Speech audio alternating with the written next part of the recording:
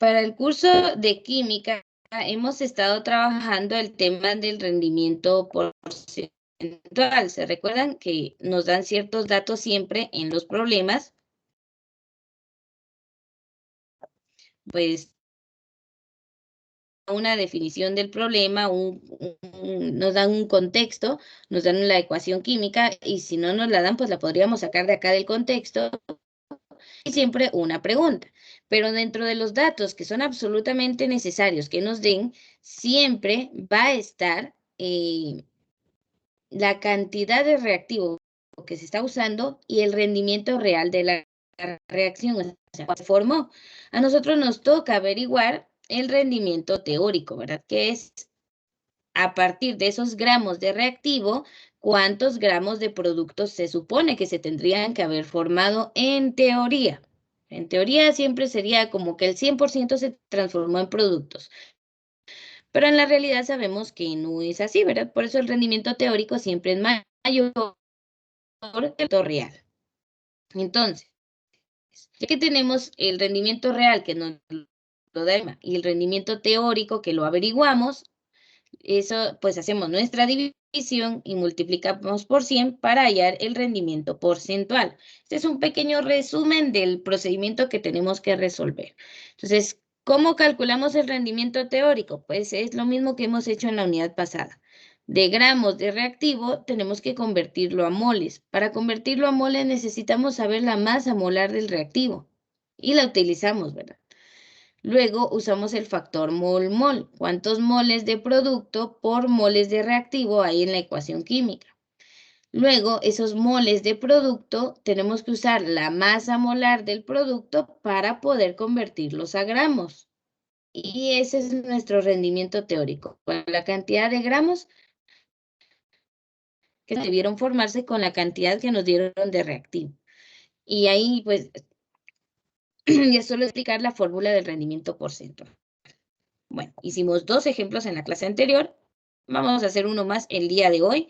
Y si nos da tiempo, de una vez comenzamos con la explicación del limitante. Entonces, veamos. El óxido de hierro 3 reacciona con monóxido de carbono para producir hierro y dióxido de carbono. Observen esta ecuación química. Tenemos el óxido de hierro 3. También se le puede llamar dióxido de hierro. Esto es nomenclatura química y hay varias formas de nombrar los compuestos. La S entre paréntesis solo nos indica de que está en estado sólido. Entonces tenemos óxido de hierro. Más, a ver, ¿cuántos moles de óxido de hierro hay aquí? Si no tiene coeficiente, ¿qué número le asignamos? 1. 1. Muy bien, 1. Ahí todo feito lo dibujé, pero sí, 1. Vale. Acá tenemos el monóxido de hierro, quiere decir monóxido de carbono. Entonces acá no es, estamos del lado de reactivos. La G nos indica que está en estado gaseoso. Esa molécula se compone de un átomo de oxígeno y un átomo de carbono. Ahora, ¿cuántos moles tenemos de ese compuesto? Nos lo dice el coeficiente. 3. 3. Ahí sí tenemos 3 moles de esto. Eso ya nos ayuda para ir viendo el factor mol. La flecha indica que lo que está del lado izquierdo se transforma en lo que está del lado derecho. Estos son nuestros productos, lo que está del lado derecho. Tenemos el hierro en estado sólido. ¿Cuántos moles de hierro? 2. 2, nos lo dice el coeficiente. 2 moles de hierro. Más, y tenemos el dióxido en estado gaseoso. ¿Cuántos moles de dióxido de carbono tenemos? 3. 3, muy bien. Entonces ya sabemos qué sustancias tenemos y cuánto tenemos de cada una. Hay 2 por 1, hay 2 de hierro, 2 átomos. Aquí tenemos 2 átomos. Aquí tenemos 1 por 3, 3. 3 por 1, 3. Tenemos 6 de oxígeno. Y si vemos del otro lado, 3 por 2, 6 de oxígeno. Está igual. 3 por 1, 3 de carbono. 3 por 1, 3 de carbono. O sea, nuestra ecuación está balanceada. No hay que hacerle nada más. Ya solo nos queda resolver las dos preguntas. La del inciso A dice, ¿cuál es el rendimiento porcentual del hierro? O sea, nos están preguntando de este producto en específico, si la reacción de 65 gramos de óxido de hierro producen 38 gramos de hierro.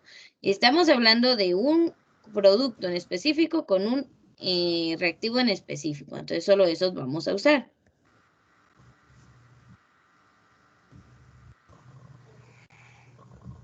Vale, resolvamos entonces el inciso A. Lo vamos a hacer aquí de color rosado. Tenemos A. A ver, lo primero ya sabemos que es hallar el rendimiento teórico. ¿Cómo lo encontramos? Pues colocamos los 65.0 gramos de óxido de hierro, que es Fe2O3. Lo vamos a convertir a moles. A ver, para poderlo convertir a moles, arriba tiene que quedar un mol de esa sustancia, Fe2O3. Ahora, si fueran tan amables de calcular su masa molar, por favor. Les doy un minuto para hacerlo. En eso me peleo yo aquí con esto.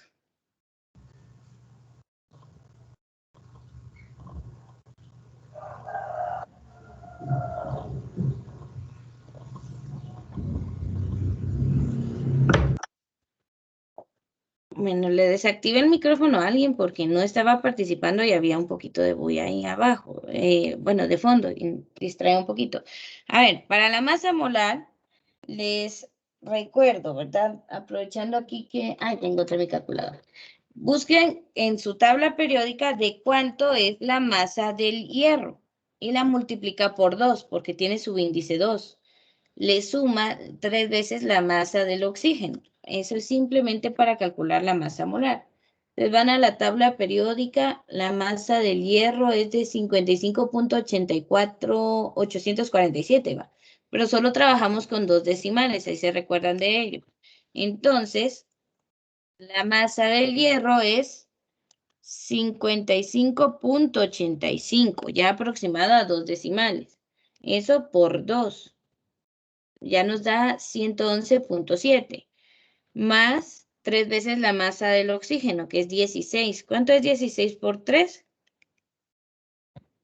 Pues creo que es 78. Vale. Lo suman 2 veces la masa del hierro más 3 veces la masa del oxígeno. ¿Cuánto les dio? 159.7. Perfecto, y es exacto, a punto 7. Le puede poner el 0 para que vaya de 2 decimales, punto 70.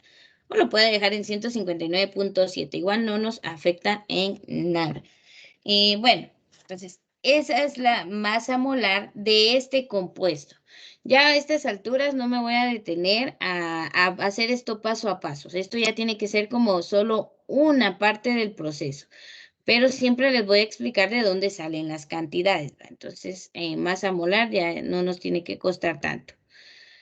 Bueno, con este paso acabamos de eliminar los gramos y de convertirlos a moles, pero no es lo único que tenemos que hacer. Ahora que tenemos moles del reactivo, necesito que pasen a ser moles del producto. Y la única forma de pasar de reactivo a producto es utilizando el factor mol-mol y ese sale de la ecuación. Entonces, veamos, tenemos que pasarlo de óxido de hierro, que es nuestro reactivo que estamos usando, y lo vamos a pasar al producto que es hierro solito. Entonces, como quiero que me queden los moles de hierro, eso va arriba. Según la ecuación, ¿cuántos moles dijimos que eran?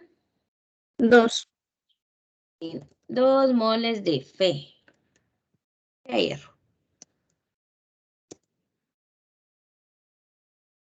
Y abajo ponemos los moles del reactivo que hay en la fórmula, en la ecuación química. ¿Cuántos hay? 1. Uno nada más. Un mol de Fe 2 o 3, sea de óxido de hierro. Con este paso acabamos de eliminar los moles de óxido de hierro con los moles de óxido de hierro. Y acabo de hacer esto pequeño. Ahí está. Bueno, ay, no puede ser posible. Permítanme. Ah, es que tenía la mano acá sobre el área del mouse. Ahí está. Muy bien. Ahora, ya tenemos los moles de hierro, pero no nos interesa dar la respuesta en moles. Tiene que ser en gramos para, pues, compararlo con el rendimiento real. Entonces, para poderlos pasar a gramos, cuando se trata de un solo elemento es fácil, porque solo copian la masa de la tabla periódica. No hay que hacer sumas ni multiplicaciones como cuando es de un compuesto. Entonces solamente busquen la masa del hierro en la tabla, por favor. 55.85. Muy bien, 55.85 gramos de hierro. Vale, abajo colocamos solo para poder eliminar y pues indicar que esa era su masa molar, un mol de Fe. Con esto eliminamos los moles de hierro con moles de hierro y la respuesta nos va a quedar finalmente en gramos, que es lo que necesitamos. Entonces aquí, esto va a ser igual a, bueno, a ver, calculadoras en mano, por favor. 46. Sería, muy bien, ya llegaron. 55 dividido 159.7 igual por 2 dividido 1 no nos afecta. O sea, se multiplica por lo de arriba y se divide por lo de abajo. Y lo último por 55.85. Y les dio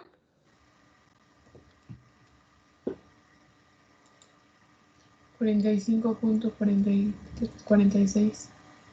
muy bien, 45.46 gramos de Hierro. Vale. Esto que acabamos de encontrar es nuestro rendimiento teórico.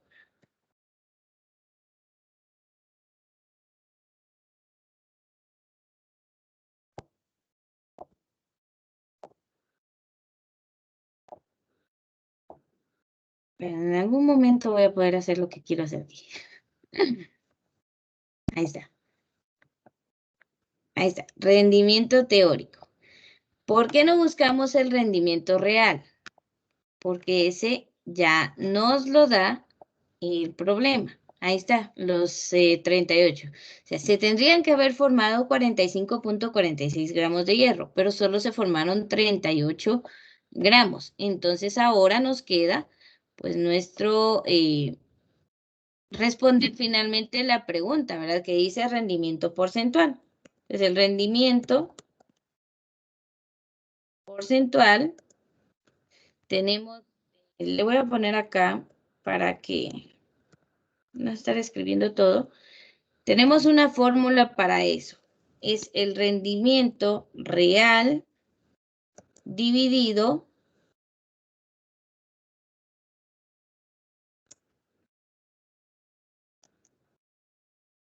el rendimiento teórico.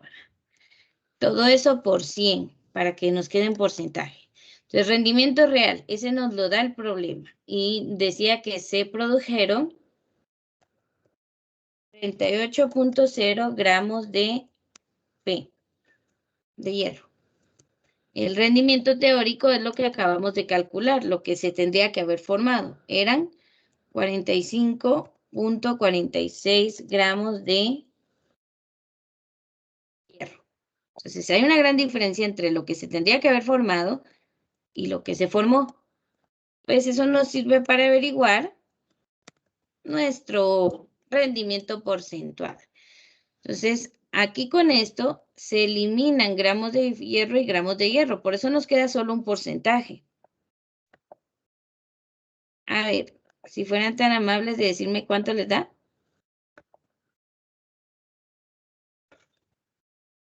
Veamos. 38 dividido 45.46 igual por 100. El rendimiento porcentual de esta reacción fue de...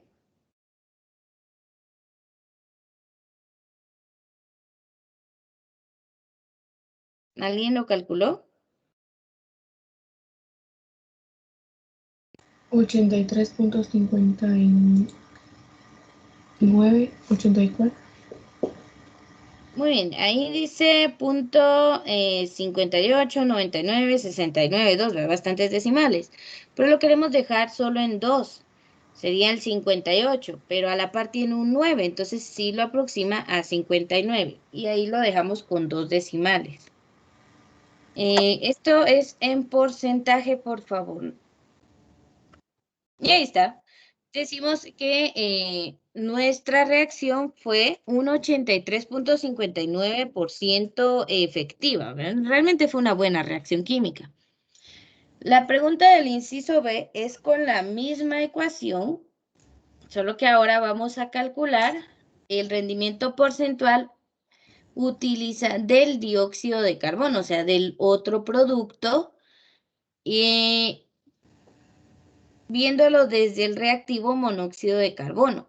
O sea, se usaron 75 gramos de monóxido de carbono para producir 85 gramos de dióxido de carbono. Entonces queremos ver qué tan efectiva fue esa parte de la reacción. Si fue buena o no fue buena. Entonces, a ver, les voy a dar unos minutitos para que ustedes hagan su planteamiento solos. Entonces, 2 minutos para intentar resolver el inciso B, al menos el planteamiento. Y yo lo coloco ahorita. Entonces, 2 minutos, voy a apagar mi micrófono. Usted intente resolver el inciso B. En la pantalla tiene todo lo que necesita, la ecuación química y la pregunta. Entonces, comiencen a trabajar.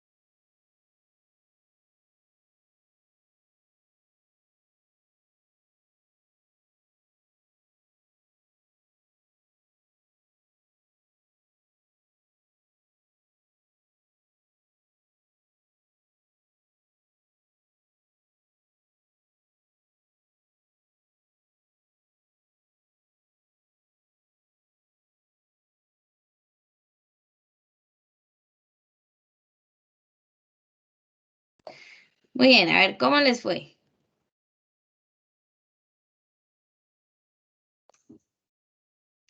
¿Alguien lo pudo hacer?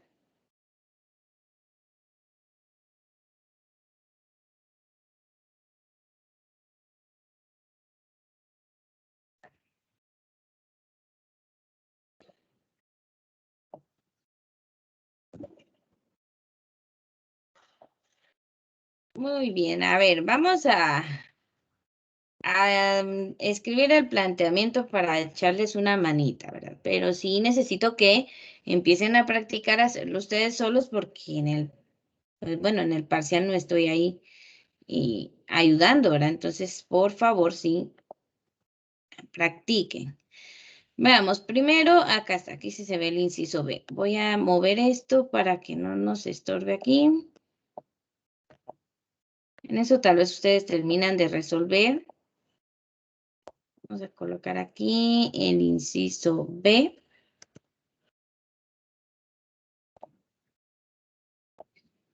Nuevamente de rosado. Ahí está. Inciso B. Nos están dando 85.0 gramos de dióxido de carbono. CO2. Ah, no, perdón. Eso es lo que se formó del producto. Tenemos que tomar lo que tenemos del reactivo, que es el monóxido de carbono. 75.0 gramos de CO, que es monóxido de carbono. Ese es nuestro reactivo. Y los 85 gramos de dióxido de carbono, ese es nuestro producto. ¿Cómo lo sé? Aquí están. CO2 es dióxido de carbono, está del lado de los productos, o sea que esto es el rendimiento real. Y los gramos que me están dando de monóxido de carbono, como está del lado de los reactivos, pues de ahí parte mi cálculo para llegar al rendimiento teórico. Entonces tenemos los 75 gramos de CO. Primer paso, conviértalos a moles. Un mol de CO o monóxido de carbono, ¿cuántos gramos tiene? A ver si alguien me dice la masa molar del monóxido de carbono. Sería la masa del carbono 12.01 más la masa del oxígeno que es 16. 28.01. 28.01. 20 gramos de monóxido, ahí está. Muy bien. Eliminamos gramos de monóxido con gramos de monóxido. Y pues avanzamos. Ahora ya tenemos moles, podemos usar el factor mol-mol. Para el factor mol-mol sí necesitamos ver la ecuación, ¿verdad? Queremos llegar a producto, entonces arriba ponemos los del producto. Hay 3 moles de dióxido de carbono. ¿Y cuántos se usaron de monóxido? Casualmente también 3. Entonces, nuestro factor mol-mol queda arriba los moles de producto porque es lo que quiero que me quede de respuesta en el siguiente paso. Y abajo los moles de reactivo, que era de CO, monóxido de carbono. O sea, se parecen un montón, pero son sustancias totalmente diferentes. Moles de monóxido se eliminan con moles de monóxido. Entonces ahora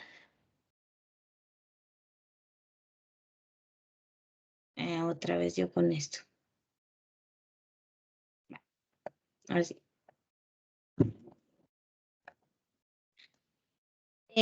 Al final, pues no puedo dar la respuesta en moles de dióxido de carbono. Necesito llegar a los gramos del producto. Entonces, el siguiente paso es utilizando, pues, la masa molar del dióxido de carbono. Si alguien me dijera de a cuántos gramos equivale un mol de CO2. 44.01. Muy bien, ¿se recuerdan que esta masa la hemos usado en varios problemas? Ya uno a veces ya hasta se la sabe, ¿va? El monóxido de carbono tanto, dióxido tanto. Pero todo se logra con la práctica. Ahora, con esto eliminamos moles de dióxido con moles de dióxido y finalmente la respuesta nos queda en algo que sí nos sirve, que es los gramos de CO2. Entonces, sería 75 dividido 28.01. eso por 3 y dividido 3, pues se van a dar cuenta que no afecta. Por 3 igual, dividido 3 igual, y nos queda exactamente igual. Pero multiplíquelo por 44.01. ¿Cuántos gramos tendrían que haberse formado?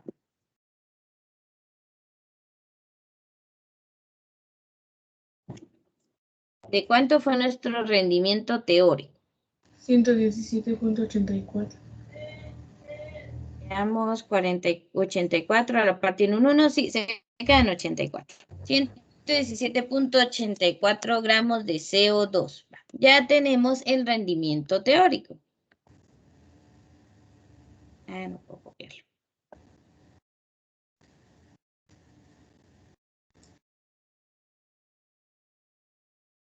Muy bien. Ay, no, qué cosa. Ahorita les coloco esto. Ahí está. Ese es nuestro rendimiento teórico. Vaya, ya lo tenemos. Ahora que ya tenemos el rendimiento teórico, podemos calcular el rendimiento porcentual. El rendimiento porcentual es igual al rendimiento real, que eso nos lo da el problema. El problema decía, arruinar esto es mi pasión, vamos a ver, aquí está, 85 gramos de dióxido de carbono. Eso se produjo en la realidad. Es nuestro rendimiento porcentual, 85.0 gramos de CO2. Esto va dividido rendimiento teórico. Rendimiento teórico. A ver, ¿cuánto se supone que se tendría que haber formado? Eso es lo que calculamos. 117. 184. Muy bien. 117.84 gramos de CO2. Se formaron menos, ¿verdad? Siempre el rendimiento real es más pequeño que el rendimiento teórico porque las reacciones, pues, nunca son perfectas.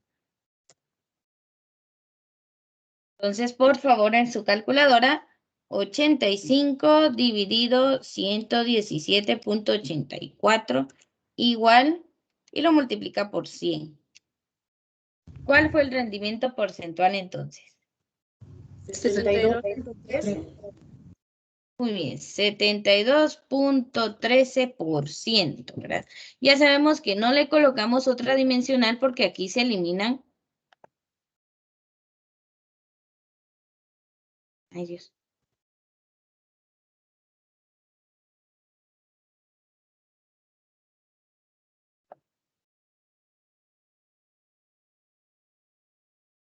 Ahí está. A veces la tecnología pelea con uno.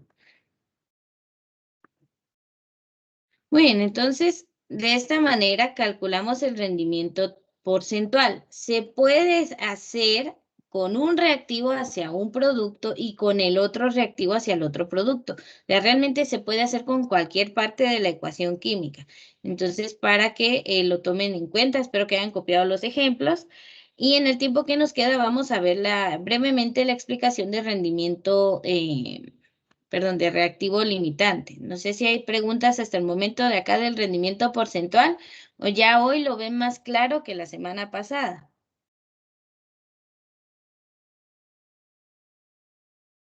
Está más claro. Muy bien, entonces, si no hay duda.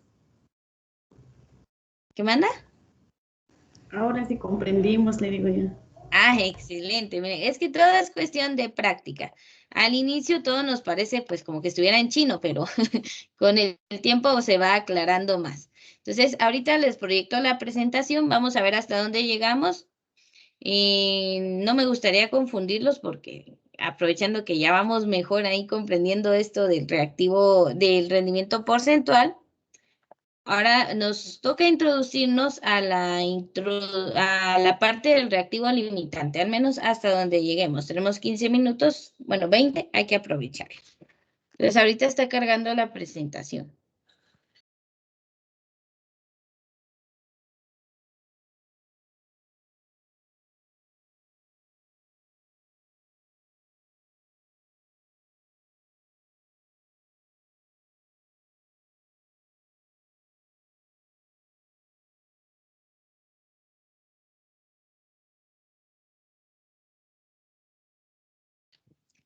Muy bien, veamos. Ya hemos pasado de todo eso, ya casi estábamos al final. Un poquito más. Permítame.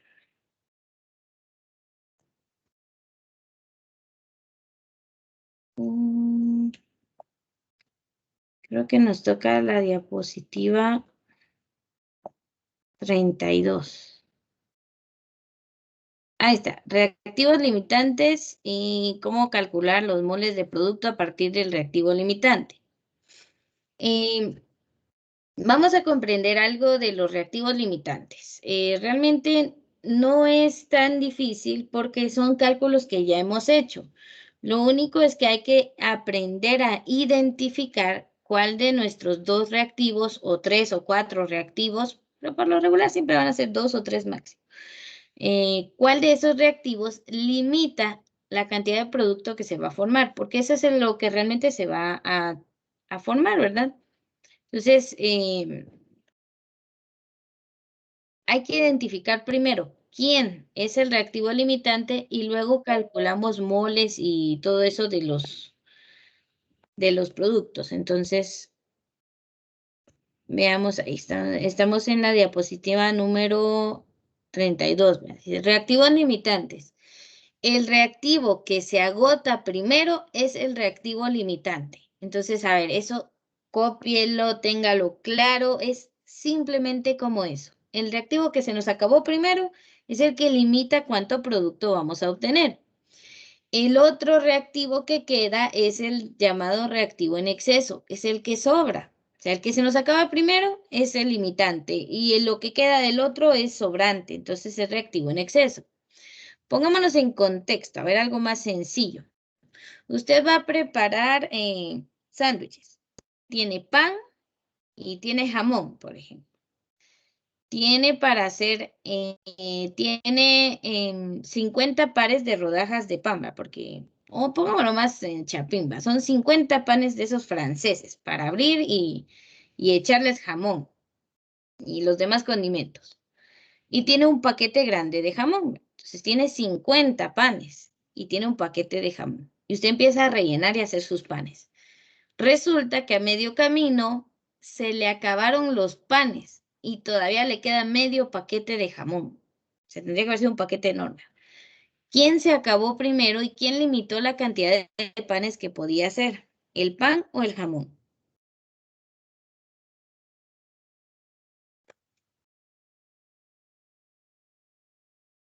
A ver qué dice.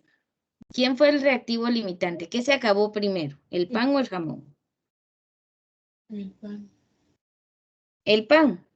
Si se nos terminó el pan, solo podíamos obtener 50 panes con jamón. Aunque hubiera más jamón, pero ya no tengo pan, ya no puedo seguir haciendo panes con jamón. Entonces, el que se acaba primero es nuestro reactivo limitante. Nos limita a obtener. Y si de todo el jamón que sobró, pues sería el reactivo en exceso, lo que sobra. Obviamente se puede ir a comprar más pan y hacer más panes, pues, pero en química, cuando agregamos 2 reactivos para hacer una reacción nueva, a veces se termina primero un reactivo y ya no obtenemos más producto, aunque aún quede del otro reactivo. Entonces ese se llama en exceso, nos sobró. Entonces el reactivo limitante es quien limita cuánto producto vamos a obtener. Entonces, con esa idea en mente, pues va a ser más fácil trabajar. Entonces, ¿cómo calcular moles de producto a partir del reactivo limitante? Entonces, veamos. La disponibilidad de reactivos en una reacción química puede limitar la cantidad de producto que se forma. O sea, cuánto tenemos de cada reactivo nos limita el producto que vamos a obtener. En muchas reacciones, los reactivos no se combinan en cantidades que permitan que cada uno se agote exactamente al mismo tiempo. O sea, por lo regular siempre se nos acaba uno primero. Entonces aquí vamos a tener un ejemplo. Considere la reacción en la que el hidrógeno y el cloro forman el cloruro de hidrógeno o ácido clorhídrico, porque es un ácido el que estamos obteniendo. Tenemos hidrógeno diatómico, o sea, por eso tiene el subíndice 2, en estado gaseoso, más cloro diatómico, Cl2, en estado gaseoso. se combinan y producen ácido clorhídrico o cloruro de hidrógeno. 2 moles de esto. En estado gaseoso también. Esa es nuestra ecuación química. Suponga que la mezcla de reacción contiene 2 moles de hidrógeno y 5 moles de cloro. En la ecuación se observa que 1 mol de hidrógeno reacciona con 1 mol de cloro, o sea, es una relación 1 a 1, para producir 2 moles de cloruro de hidrógeno. Ahora, si tengo 2 de hidrógeno y 5 de cloro, ¿quién va a sobrar? Si la relación es 1 a 1, por cada 1 mol de hidrógeno se gasta 1 mol de cloro. ¿Quién se va a terminar primero?